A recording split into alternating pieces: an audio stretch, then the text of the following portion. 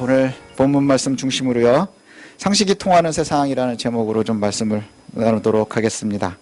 우리가 진짜로 굉장히 매우 혼란한 시대를 살아가고 있습니다.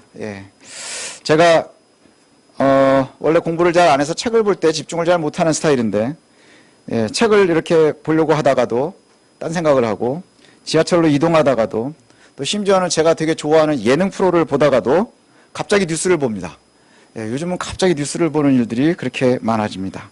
사람들이 굉장히 정신적으로도 불안한 증세들이 많다고 그래요. 아마도 저랑 비슷할 것 같아요. 제 심리 상태가 요즘에 막 혼란스럽고 불안하기도 하고 막 이런 것 같거든요. 이런 혼란하고 불안이라는 것이 순간순간 왜 일어나느냐? 예측할 수 없기 때문에 그렇답니다.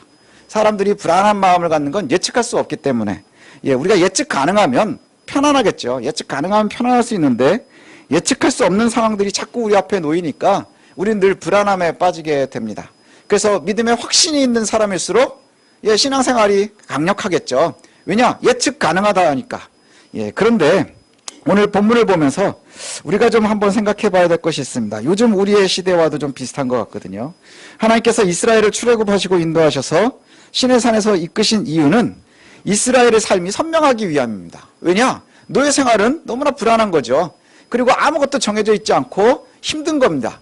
그런데 하나님께서 그들을 건지시고 이제 그들의 삶을 갖다가 안정시키기를 원하시는 거예요. 하나님께서 이스라엘을 애굽에서 이끌어내신 이유가 뭐냐? 그러면 그들의 불안함을 갖다가 해결하시기 위함인데, 거기에 단초가 되었었던 것이 뭐냐? 이스라엘의 고통 소리를 들으시고 하나님께서 그들의 조상 아브라함과의 언약을 기억하셨기 때문이다, 이렇게 얘기를 해요. 아브라함과의 언약을 기억하셨기 때문이다. 그럼 아브라함과의 언약이 뭐냐? 창세기 12장에 나오는 말씀이죠. 내가 너로 큰 민족을 이룰 것이다. 너에게 복을 줄 것이다. 내 이름을 창대하게 할 것이다. 내가 복이 될 것이다. 이것입니다.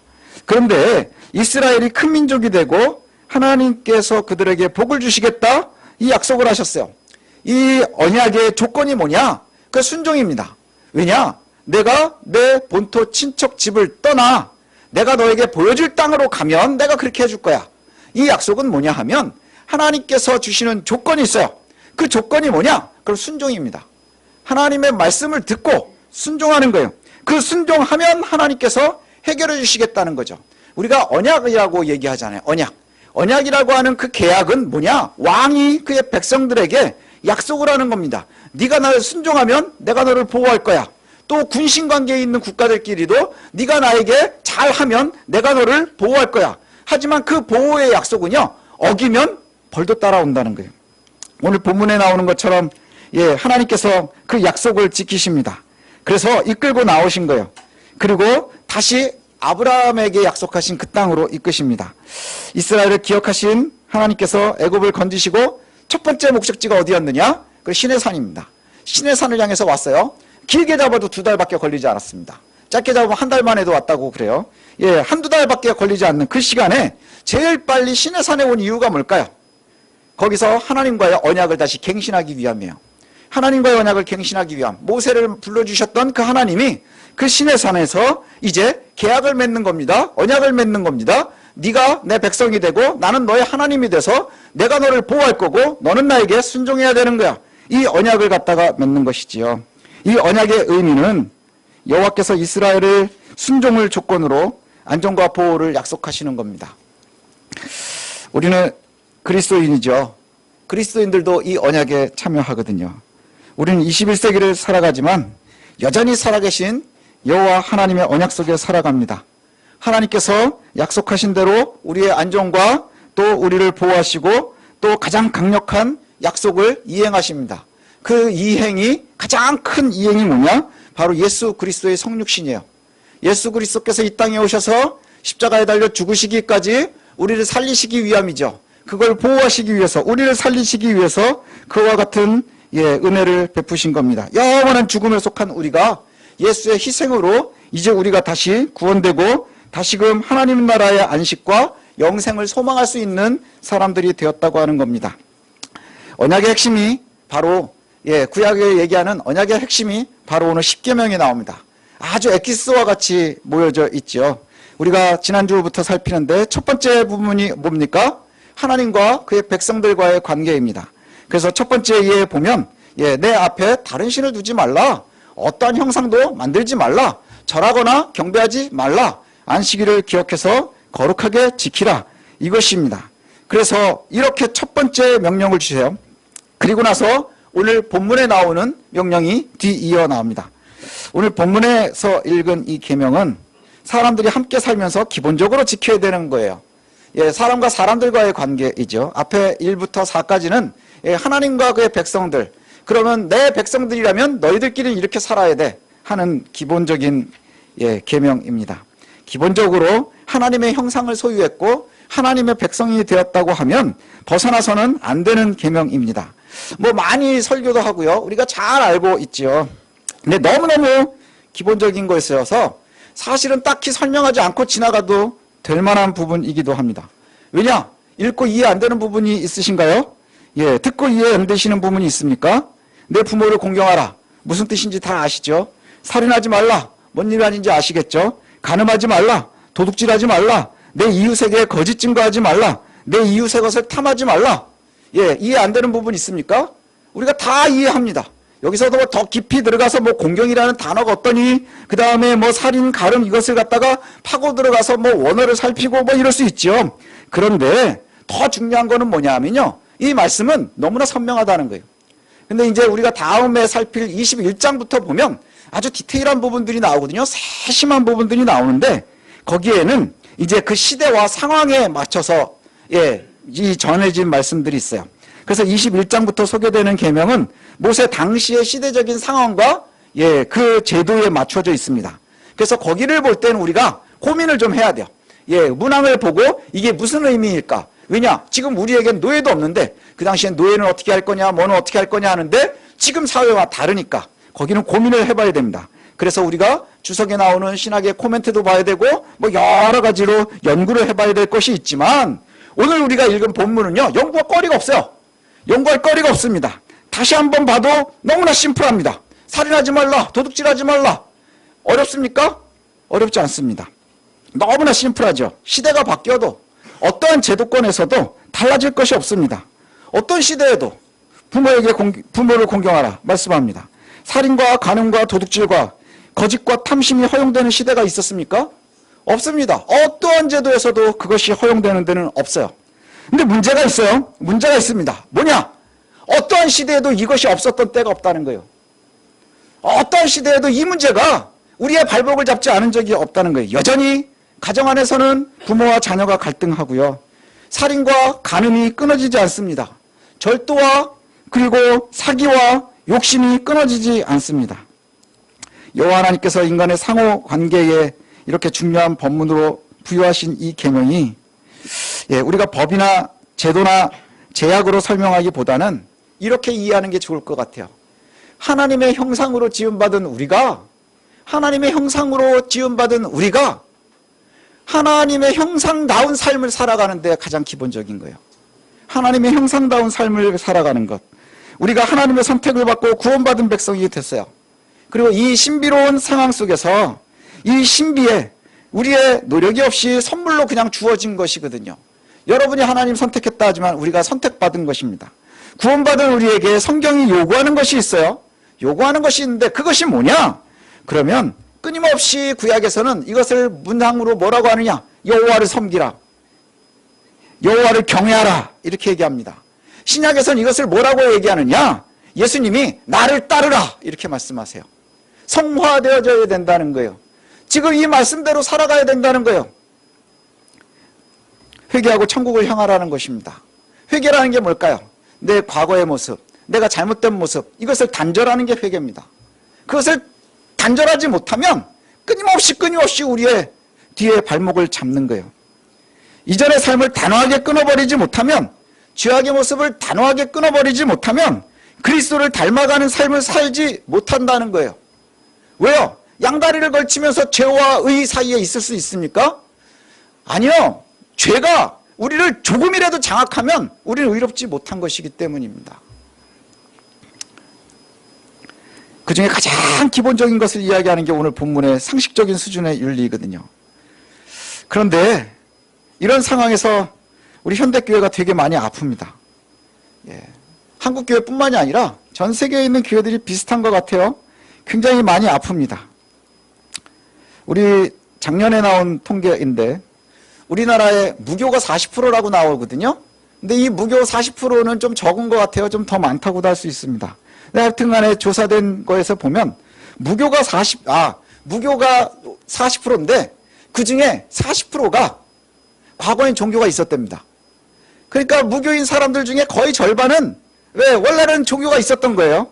예, 그런데 그 종교가 있었던 사람들 중에 뭐가 제일 많냐? 그러면 종교가 있었다가 무교가 된 사람들 중에 기독교가 제일 많습니다. 기독교가 제일 많아요. 그래서 다시 물어본 게 뭐냐?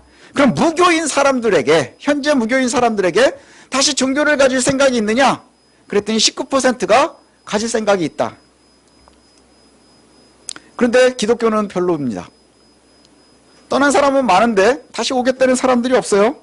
왜 그럴까요? 사실은 동네마다 제일 많은 게 교회인데, 그래서 뭐 어떤 통계에 보면 세탁소가 많으냐 교회가 많으냐 뭐 이런 거 들어보셨어요?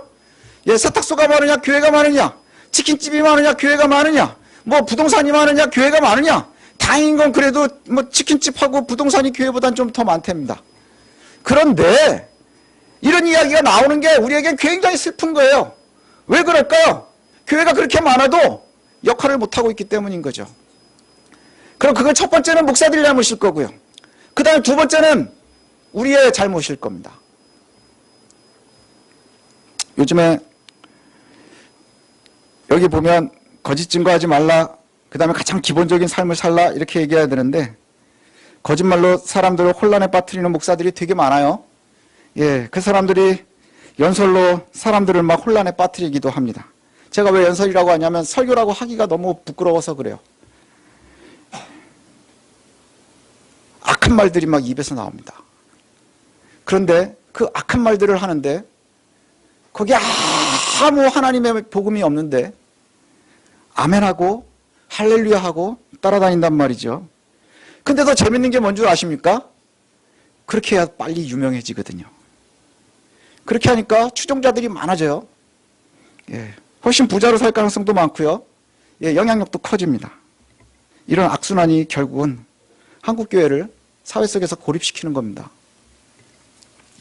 복음보다 복음을 가장해서 진영만 남고 자기 영역만 남고, 그런데 그것이 복음이라는 것으로 분장해서 자기 확신으로만 남아버립니다.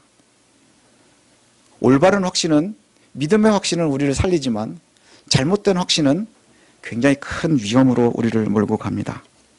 여호와의 이름으로 자신의 이름을 높이고자 하는 사람들, 그들이 매일 매스컴에서 보도됩니다. 그런데 이제 그들은 여호와의 이름을 선포하지 않습니다. 예, 굉장히 유명하신 분들 많습니다. 정치 이야기만 하고요. 사상만을 이야기하고요. 사람들의 충돌을 이야기하고요. 우리가 기도 많이 해야 됩니다. 예, 기도를 정말 많이 해야 될 때입니다. 제가 이렇게, 저는 뭐 별 볼 일 없는 사람이고 조금만 목사고 그렇습니다. 그런데 제가 그들을 이렇게 보면, 제가 만약에 판단을 한다고 하면 그들은 1계명, 2계명, 3계명, 4계명, 9계명을 어기는 겁니다. 정직하지 않고 상식적이지 않은 교회들의 모습 때문에 교회 밖에서는 이단하고 우리를 구분하려고 하지 않아요. 이단과 우리가 구분되지 않습니다. 선호도를 조사를 했어요. 선호도. 예, 믿지 않는 사람들에게 선호도를 조사했습니다. 종교들 중에 뭐가 제일 선호되느냐? 1등이 캐톨릭이고요. 2등이 불교고요. 3등이 뭘 것 같습니까? 3등. 기독교일 것 같죠? 원불교입니다. 우리가 4등이 됩니다. 여러분, 원불교가 어떤 건지 아십니까? 저 원불교 잘 몰라요. 제가 관심이 없어서 모를 수도 있지만, 여러분 원불교가 어떤 건지 아십니까? 그래서 제가 그런 생각을 했어요. 제가 예전에 저희 딸이 그런 말을 하더라고요. 예, 시작하고 가만히 있으면 다 하는 거랍니다. 왜냐, 시작이 반이고 가만히 있으면 중간 가니까. 예, 그래서 시작을 한 다음에 가만히 있으면 다 하는 거래요. 그랬으면 우리가 원불교를 이겼을 텐데, 그렇죠? 아무것도 안 하는 원불교반도 못한 그런 상황입니다. 정직하지 않고 상식적이지 않은 교회들 때문에 또 그런 목사들 때문에, 저 같은 사람들, 힘없는 사람들 때문에 교회 밖에서는 이단과 일반 교회를 구분하려고 하지 않습니다. 근데 이것이 왜 큰 문제인 줄 아십니까? 예, 계속 제가 말씀드리는 것처럼 우리의 자녀들 때문입니다. 과연 예수님의 말씀이 요즘에는 들어보는 게 뭐냐? 마지막 때에 믿음을 볼 수 있겠느냐? 마지막 때에 믿음을 볼 수 있겠느냐? 우리의 미래의 신앙생활과 또 우리의 자녀들의 믿음을 지키는데 가장 위험한 대적이 이전에는 이단이라 그랬고 무교라 그랬고 타종교라 그랬는데 지금은 제가 보기엔 타락한 교회인 것 같아요. 타락한 교회. 그것이 우리의 믿음의 가장 큰 도전입니다. 너무나 비이성적이고 상식적이지 않은 교회, 정직하지도 않은 교회, 복음보다는 이익에 충성하는 교회. 그래서 복음을 가리고 복음의 최대의 적이 되는 것이 우리 교회들이고 목사들이고 혹시 우리들 아닌가 되돌아봐야 됩니다. 그래서 그런지 오늘 십계명이 선포된 18절부터 이스라엘의 반응이 우리랑 좀 비슷할 수도 있다는 생각이 들어요. 예, 하나님께서 이스라엘에게 지키라고 주신 계명이 그게 크게 어려워 보이지 않잖아요. 살인하지 말라 어렵습니까? 도둑질하지 말라 어렵습니까? 거짓 증거하지 말라 어렵습니까? 부모님 잘 섬겨라 어렵습니까? 그런데 그 말씀을 들으면서 사람들이요 너무너무 두려워합니다. 너무너무 두려워해요. 왜 두려워할까? 왜 두려워할까? 그 두려워하는 사람들한테 모세가 이렇게 얘기합니다. 모세에게 이렇게 얘기합니다. 하나님께서 우리에게 직접 얘기하시니까 우리가 죽을 것 같아요. 너무 무서워서 죽을 것 같아요. 그러니까 우리한테 직접 하나님 말씀하시지 말고 당신이 말씀해 주십시오. 18절에 이렇게 얘기하거든요. 뭇 백성이 우레와 번개와 나팔소리와 산의 연기를 본지라. 그들이 볼 때에 떨며 멀리 서서 모세한테 그렇게 얘기하는 거예요. 이스라엘 사람들이 왜 겁을 먹었을까? 이렇게 보니까 우레, 번개, 나팔소리, 연기 막 한번 상상을 해보십시오. 시내산에 왔는데 그 위에 막 연기가 꽉 차 있는데 막 우레도 치고 번개도 치고 막 이러는 거예요. 얼마나 겁나겠습니까? 그래서 그래서 그런가 보다 생각을 했어요. 그리고 나서는 묵상을 하면서 가만히 상상을 해봤습니다. 이 밑에가 더 살벌합니다. 왠지 아십니까? 한 달 전에 그들은 10가지 재앙을 봤어요. 애굽에서 10가지 재앙, 온 세상이 뒤집히는 걸 다 봤습니다. 그리고 그 속에서 하나님께서 그들을 건지셨어요.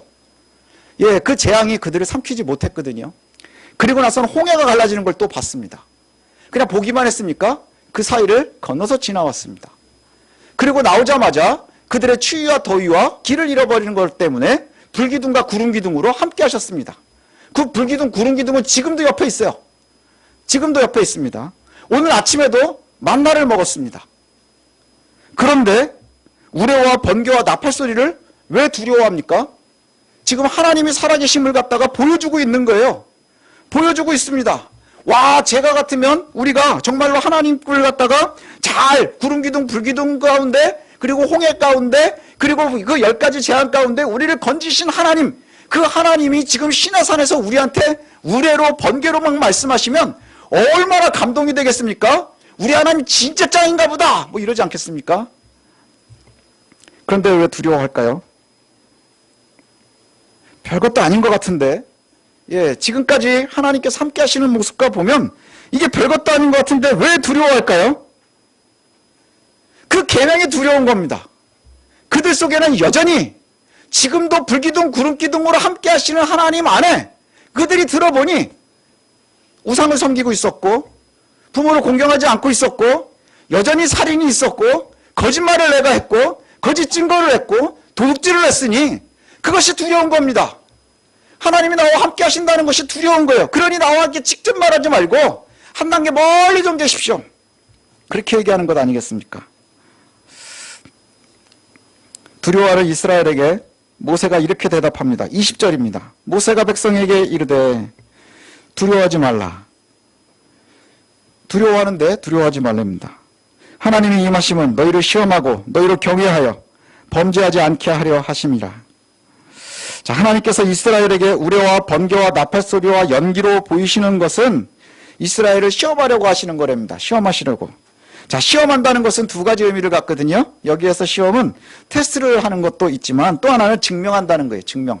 우리가 시험을 본다는 게 뭐 하는 겁니까? 내 실력을 증명해내야 되는 거잖아요. 내 실력을 증명해내야 되는 거예요. 너희가 내 백성이라는 것을 증명하려는 거예요.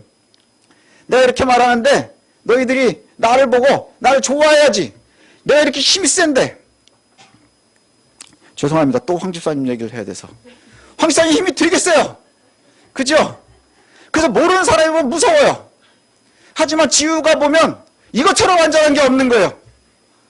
그래야 하는 겁니다, 우리가. 우리가 그래야 하는 겁니다. 그게 바로 증명하는 거예요. 근데 지우가 아빠를 보면서 우리 아빠가 아닐지도 몰라. 얼마나 무섭겠어요? 바로 이겁니다. 바로 이거예요. 믿음으로 증명한다는 것이 바로 이거죠. 내 하나님입니다. 내 아버지입니다. 이것을 믿으면 그것이 두려움이 아닌 거예요. 왜요? 그 권능이 나를 보호하기 때문에. 하나님을 뭘 증명해야 될까요? 존경하고 경외해야 되는 겁니다. 너희가 내 앞에 나와서 대면할 수 있는 상황을 확인하시는 거예요. 너희가 내 앞에 와야 되는 거 아니야. 무섭지 않으면 내 앞에 나와야 되는 거잖아. 그래서 가장 아빠를 좋아하는 딸들이 딸들이 아빠를 무시하는 것 같이 덤빕니다. 그런데 이스라엘은 왜 두려워했을까요? 공의로우시고 선하신 하나님 앞에서 죽음을 두려워하는 이유가 뭘까요? 지금 받은 이 말씀에 우리가 이미 낙오하고 있기 때문입니다. 낙오하고 있기 때문에. 그렇게 살지 못하고 있기 때문에. 하나님보다 더 사랑하는 신들을 이미 그들이 많이 가지고 있었고요. 계명이 요구하는 상식적인 수준의 삶을 그들이 여전히 살지 못해서 여전히 그들 속에 살인이 있었고 거짓말이 있었고 도적질이 있었고 탐심이 있었고. 여러분, 저와 여러분은 하나님께서 주신 기본적인 요구사항을 다시 꼼꼼히 되돌아봐야 됩니다. 첫 번째는 이겁니다. 나는 정말 하나님만 진짜 사랑하는가? 정말로 하나님만 신뢰하고 따라가는가? 그러십니까? 예, 아멘 할 수 있어야 됩니다. 또 나는 참으로 여호와께서 우리에게 요구하시는 정직한 삶을 살려고 얼마나 노력하면서 나아가고 있는가? 그 삶의 모습에 얼마나 부합되게 살아가고 있는가? 노력하고 계십니까? 아멘이어야 됩니다. 예, 이것이 우리들의 답이에요. 예, 혼란스러운 세상에서, 정말로 어렵고 고통스러운 세상에서 우리가 살아가는데 가장 중요한 것이 바로 이겁니다. 하나님, 내 하나님인 것을 신뢰하는 겁니다. 예, 믿으십시오. 믿으십시오. 믿음이 있었으면 좋겠습니다. 하나님이 보여주시는 우려와 번개와 나팔소리와 연기, 이것에 겁먹는 건 이것이 나를 벌할까봐 그러는 것이죠. 하지만 이것이 나를 지킨다 할 때 이것처럼 안전한 것이 어디 있겠습니까? 바로 그 믿음, 그 은혜 가운데 서 있으려면 저와 여러분들이 오늘 하나님 앞에 온전히 우리의 모습을 되돌아보십시오. 내가 하나님보다 우선하는 것이 있는가? 또 하나님께서 우리에게 요구하시는 삶을 살고 있는가? 그렇게 살지 못하면서 자꾸 다른 생각을 한다는 건 하나님을 의지하지 못하기 때문일 겁니다.